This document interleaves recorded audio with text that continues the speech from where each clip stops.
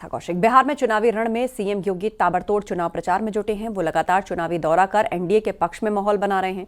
इसी क्रम में सीएम योगी ने दरभंगा शहर में रोड शो किया और इस रोड शो में लोगों की भारी भीड़ देखने को मिली और लोगों ने सीएम योगी पर फूल बरसाए। इस दौरान लोगों ने बुलडोजर से सीएम योगी पर पुष्प वर्षा की।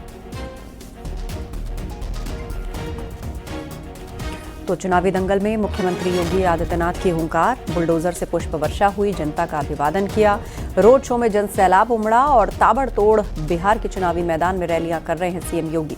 उनकी रैली की सबसे ज्यादा डिमांड है सीएम योगी का मेगा रोड शो किस तरह बिहार की सड़कों पर देखने को मिल रहा है, वो आप तस्वीरों से अंदाजा लगा सकते हैं।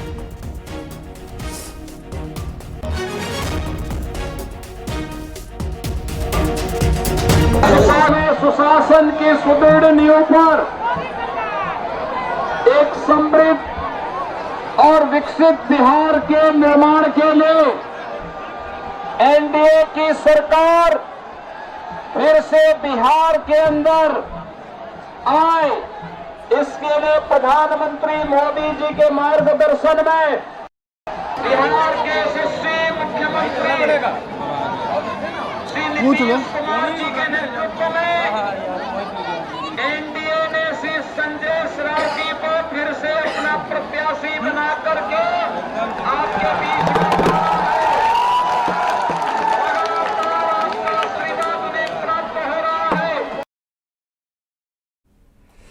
सीएम योगी ने बिहार के समस्तीपुर जिले में मोइनुद्दीन नगर में चुनावी सभा को संबोधित किया। इस मौके पर सीएम योगी ने आरजेडी, कांग्रेस, सपा पर निशाना साधा। अखिलेश यादव का नाम लिए बगैर उन्होंने कहा कि यूपी का एक नेता माफिया को गले लगाता है, माफिया की कब्र पर फातिहा पड़ता है।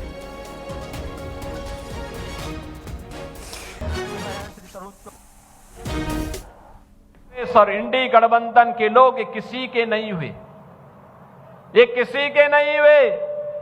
ये धोखा देते हैं, अराजकता पैदा करते हैं, गुंडों और बदमाशों को, अपराधियों को प्रश्रय देते हैं। आपने देखा होगा उत्तर प्रदेश का भी एक नेता आकर के यहां पर एक खानदानी माफिया को गले लगा करके कहता है कि यह तो मजबूत आदमी है। हमने कहा भगवान ने तुम्हें यही श्राप दिया है कि जिंदगी भर इन माफियाओं के कब्र पर फतिया पड़ते रहोगे, जनता ऐसे ही ठुकराती रहेगी। बिहार विधानसभा चुनाव के लिए सीएम योगी धुआंधार प्रचार कर रहे हैं। उन्होंने सनातन द्रोही और रामद्रोही का आरोप लगाते हुए कांग्रेस, आरजेडी और एसपी पर जमकर हमला बोला।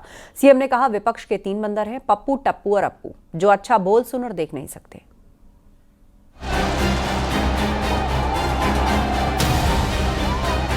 बिहार विधानसभा चुनाव में सीएम योगी लगातार प्रचार कर रहे हैं। दरभंगा में सीएम योगी ने कहा कि कांग्रेस ने भगवान राम के अस्तित्व पर सवाल खड़े किए, वहीं आरजेडी ने राम रथ यात्रा को रोका था। समाजवादी पार्टी ने अयोध्या में राम भक्तों पर गोलियां चलवाई। ये कांग्रेस है जिसने कहा था राम हुए ही नहीं। एक और इनके द्वारा सुप्रीम कोर्ट में दिया गया एफिडेविट और दूसरी तरफ अयोध्या में राम मंदिर के रथ को रोकने का काम किया, करने का पाप किया था आरजेडी ने। इसी बिहार की धरती पर दंगों की आग में झोंकने का काम किया था और समाजवादी पार्टी ने अयोध्या में राम भक्तों पर गोलियां चला करके पूरी अयोध्या को लहूलुहान करने का पाप किया था।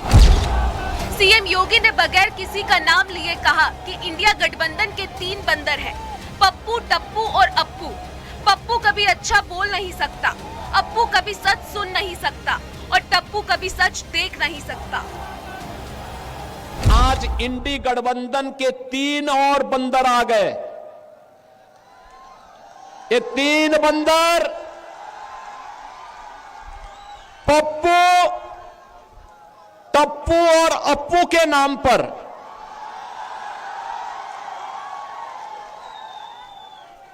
पप्पू, टप्पू और अप्पू के नाम पर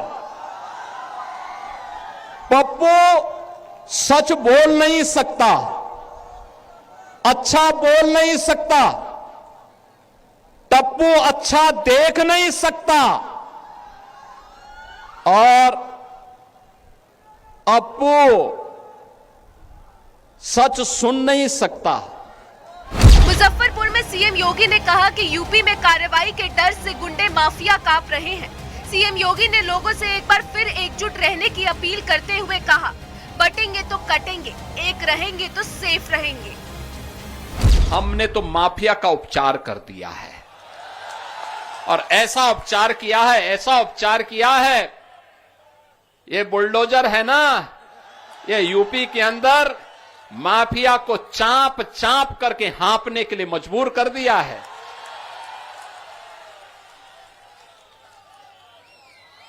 माफिया अब वहां पे जहन्नुम की यात्रा में जा चुका है, लेकिन हमें बंटना नहीं है। बटेंगे तो एक रहेंगे तो सेफ रहेंगे, एक रहेंगे सेफ रहेंगे। सीएम योगी की बिहार में लगातार रैली हो रही है। उनके भाषण के तेवर ने पूरा चुनावी माहौल बदल दिया है। Bureau report, news 18, UP Uttarakhand. Bihar चुनाव को लेकर बीजेपी ने सीएम योगी के लिए स्पेशल रणनीति बनाई है। पीएम मोदी की सभाओं वाली सीट के आसपास की सीटों पर ही सीएम योगी की सभाएं हो रही हैं, जिससे उन विधानसभा सीटों पर बीजेपी की पकड़ मजबूत हो सके। बिहार विधानसभा चुनाव में सीएम योगी की भारी डिमांड है। जेडीयू, एलजेपी उम्मीदवार सीएम योगी की रैलियां करवाना चाहते हैं।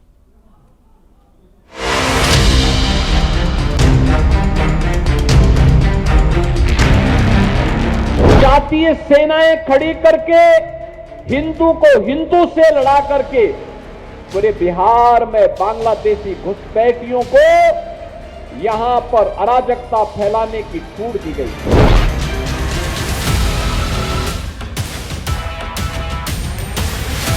बिहार चुनाव को लेकर बीजेपी ने सीएम योगी के लिए स्पेशल रणनीति बनाई है। पीएम मोदी की सभाओं वाली सीट के आसपास की सीटों पर ही सीएम योगी की सभाएं भी हो रही हैं, जिससे उन विधानसभा सीटों पर बीजेपी की पकड़ मजबूत हो सके। प्रधानमंत्री नरेंद्र मोदी जिन सीटों पर चुनावी व्यू सजा रहे हैं, चुनावी माहौल बना रहे हैं, उन्हीं सीटों के इर्द गिर्द मुख्यमंत्री योगी आदित्यनाथ की बिहार में सभाएं लगाई जा रही हैं, रोड शो कराए जा रहे हैं, रैलियां कराई जा रही हैं। मुख्यमंत्री योगी आदित्यनाथ और प्रधानमंत्री नरेंद्र मोदी की इन सभाओं का जो गठजोड़ है, जो सभाओं का सियासी समीकरण है, वो सीधे तौर पर यही है कि इन सभाओं से बिहार में उन सीटों पर मजबूत पैठ भारतीय जनता पार्टी बना रही है, जिन सीटों पर मुख्यमंत्री योगी आदित्यनाथ सभाएं कर रहे हैं और प्रधानमंत्री नरेंद्र मोदी सभाएं कर रहे हैं। सीएम योगी ने सीवान जिले की 3 विधानसभा सीटों के लिए सभा की थी। जब पीएम की सभा की प्लानिंग की गई तो सीवान की जगह पड़ोसी जिले सारण के छपरा में की गई। इसी तरह से पटना के दानापुर में सीएम योगी ने बीजेपी प्रत्याशी के लिए प्रचार किया। वहीं पटना में पीएम का रोड शो हुआ। योगी आदित्यनाथ जी की सभाओं से बिहार के अंदर जो जातिवाद का तिलिस्म है वो टूट रहा है। माननीय प्रधानमंत्री नरेंद्र मोदी जी भी बड़े पैमाने पर सभाएं कर रहे हैं और उनकी सभाओं में जो जातीय राजनीति करने वाले लोग हैं वो बेनकाब हो गए हैं। 30 अक्टूबर को मोतीपुर में पीएम मोदी की सभा हुई। इसके बाद बीजेपी की ओर से सीएम योगी की एक सभा मुजफ्फरपुर में भी कराने की योजना बनाई गई। योगी जी चूंकि योगी हैं, संत हैं, तो उनकी जो राजनेता संत का जो उनका असर है वो बहुत ज्यादा है, इसलिए उनकी भी सभाएं काफी संख्या में रखी जा रही हैं। योगी जी वैसे भी बिहार से उनका खासा जुड़ाव है और बिहार में काफी लोकप्रिय हैं, तो उनकी सभाओं का इम्पैक्ट आए, पार्टी इसकी खास तौर पर ध्यान रखे। बिहार विधानसभा चुनाव में सीएम योगी की भारी डिमांड है। एनडीए के उम्मीदवार अपने अपने इलाके में सीएम योगी का रोड शो कराना चाहते हैं। आरजेडी के गढ़ में सीएम योगी की रैलियों की काफी डिमांड है। बीजेपी के सहयोगी दल जेडीयू, एलजेपी उम्मीदवार सीएम योगी का टाइम मांग रहे हैं और उनसे रैली कराना चाहते हैं। पीएम योगी के बाद बिहार में सीएम योगी की सबसे ज्यादा डिमांड है। ये बीजेपी की एक विशेष रणनीति है, यानी कि पीएम मोदी और मुख्यमंत्री योगी आदित्यनाथ की ये जो जोड़ी है, ये बिहार चुनाव में सभाओं के मामले में भी बीजेपी इस जोड़ी का पूरी तरीके से चुनावी लाभ लेने में जुटी हुई है। कैमरामैन उपेंद्र के साथ संकेत मिश्रा, न्यूज़ 18 लखनऊ। अंबेडकर नगर में परिवहन विभाग की बस में लगी भीषण आग। बस में सवार सभी यात्री सुरक्षित बाहर निकाले गए। परिवहन विभाग की बस पूरी तरह से जलकर राख हो गई। घटनास्थल पर मौके पर पहुंची पुलिस जांच में जुटी। आजमगढ़ से अकबरपुर आ रही थी बस। अकबरपुर कोतवाली क्षेत्र की कुर्की बाजार के पास की घटना। तो परिवहन विभाग की बस जलकर खाक हो गई। देखते ही देखते ये बस आग का गोला बन गई। अंबेडकर नगर की ये घटना है। आजमगढ़ से अकबरपुर ये बस आ रही थी। बस में भीषण आग लग गई। तो सड़क किनारे इस जलती हुई बस को जिसने भी देखा वो दहशत से भर गया। घटनास्थल पर पुलिस भी पहुंची है। जांच की जा रही है इस पूरी घटना की, आखिर कैसे इस बस में आग लगी है। बस में सवार सभी यात्री सुरक्षित बाहर निकाले गए। मनीष वर्मा हमारे सहयोगी इस पर ज्यादा अपडेट दे रहे हैं। जी मनीष, क्या ताजा स्थिति है और आखिर ये आग क्यों लगी? चल अंबेडकर नगर ये बस आ रही थी और बाजार के बीच में इस बस में कुछ तकनीकी खराबी हुई, जिसकी वजह से ड्राइवर की सूझबूझ से इस गाड़ी को ड्राइवर ने सड़क के किनारे रोका। उसके बाद इसमें सवार 8 से 10 यात्रियों को उसने बाहर निकाला, जिसके बाद गाड़ी में बहुत तेजी से बर्न हुआ और आग लग गई। पूरी तरह से ये बस जलने लगी, लेकिन ड्राइवर की सूझबूझ की वजह से सारे यात्रियों को सकुशल निकाल लिया गया था। इससे पहले कि आग भयावह रूप लेती, ड्राइवर की सूझबूझ की वजह से ही सारे यात्रियों की जान बच गई है। यहाँ पर इस समय फायर ब्रिगेड की टीम मौजूद है और आग को पूरी तरह से बुझा दिया गया है। सामान्य स्थिति है, सीओ मौजूद है, सारे प्रशासन के अधिकारी भी मौजूद है, लेकिन किसी प्रकार की जनहानि नहीं है। गाड़ी में किस वजह से आग लगी, तकनीकी खराबी थी या क्या दिक्कत आई थी, डीआरएम भी मौजूद है। उन्होंने ये बताया है कि इसकी तकनीकी जांच होगी कि गाड़ी में किस वजह से आग लगी है। जी, जानकारी के लिए शुक्रिया आपका। तकनीकी जांच से ही समझ आएगा कि आखिर इस गाड़ी में आग क्यों लगी, लेकिन गनीमत रही सभी यात्री सुरक्षित पहले ही बाहर निकाल लिए गए। योगी सरकार ने धान की कुटाई को लेकर बहुत बड़ा ऐलान किया। सीएम योगी ने धान कुटाई पर राहत पैकेज देने का ऐलान किया। सीएम योगी ने निर्देश दिए कि चावल मिलों को नॉन हाइब्रिड धान कुटाई में 1% रिकवरी छूट दी गई है। इससे किसानों और राइस मिलों को प्रोत्साहन मिलेगा, साथ ही रोजगार निवेश में बढ़ोतरी होगी। मुख्यमंत्री के राहत पैकेज से 1% रिकवरी छूट से प्रतिस्पर्धा भी बढ़ेगी। योगी सरकार ने हाइब्रिड धान की कुटाई पर रिकवरी प्रतिशत पर पहले भी 3% की छूट दी थी। 1800 से ज्यादा चीनी, 1800 से ज्यादा धान मिले इस समय संचालित है। तो खुशखबरी यह है कि 3% की छूट हाइब्रिड पर पहले से दी जा रही है। लगभग 100 करोड़ रुपए का सरकार उनकी क्षतिपूर्ति करती है।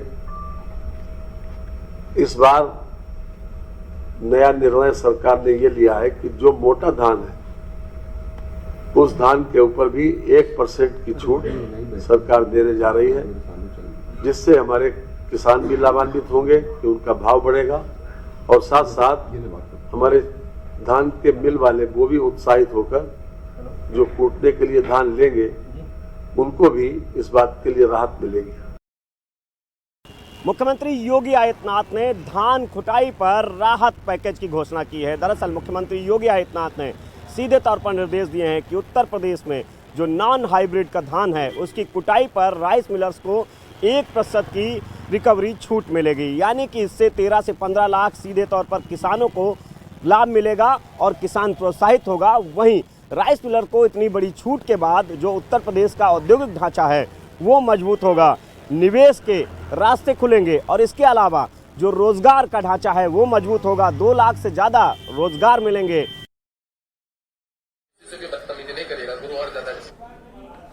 चावल मिलों को 1% रिकवरी छूट पर सीएम योगी ने ट्वीट किया। उन्होंने लिखा, राइस मिलर्स न केवल धान क्रय प्रक्रिया की रीढ़ हैं, बल्कि प्रदेश में रोजगार सृजन के महत्वपूर्ण आधार भी। पिछले दिनों नॉन हाइब्रिड धान में अपेक्षित रिकवरी न मिलने की समस्या संज्ञान में आई थी, लिहाजा अन्नदाता किसान और राइस मिलर्स की भावनाओं का सम्मान करते हुए निर्णय लिया गया है। नॉन हाइब्रिड धान की कुटाई में 1% रिकवरी छूट की प्रतिपूर्ति राज्य सरकार अपने बजट से करेगी और इसके लिए 167 करोड़ की प्रतिपूर्ति की जाएगी। इस फैसले से 13 से 15 लाख अन्नदाता किसानों और 2000 से ज्यादा राइस मिलर्स को सीधा लाभ मिलेगा और प्रदेश में 2 लाख रोजगार के अवसर बनेंगे। मुझे विश्वास है निर्णय चावल मिल उद्योग को नई ऊर्जा प्रदान करेगा और ग्रामीण अर्थव्यवस्था को नई गति देगा।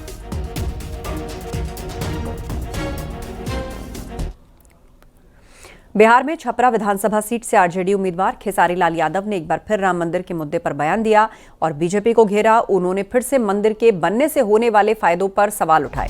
खेसारी लाल यादव पहले भी ऐसा कर चुके हैं। उन्होंने कहा कि मंदिर से हमारे बच्चों का भविष्य तय नहीं होगा। आप राम मंदिर को लेकर ही वोट मांगते हो तो मैं मस्जिद पर टिप्पणी क्यों करूं? मेरे कहने का मतलब कि राम मंदिर बनाना जरूरी है, बट क्या अस्पताल बनाना जरूरी नहीं है? रोजी रोजगार जरूरी नहीं है? शिक्षा जरूरी नहीं है?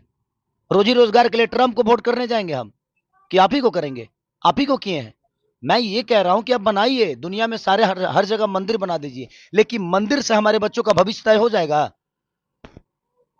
मंदिर से अगर हमारे बच्चों का भविष्य तय होता है तो मैं चाहता हूं कि आप 200 मंदिर बिहार में बना डालिए और आप एक बच्चे का भविष्य तय करके बता दीजिए और दिखा दीजिए कि आपने कितने बच्चों का भविष्य उस मंदिर से किया है। मुझे कोई दुख नहीं है और ना ही मुझे कोई तकलीफ है। मैं कह रहा हूं अब बनाओ। भगवान दिल में होता है, श्रद्धा में होता है, मंदिर में सिर्फ एक मूर्ति होती है।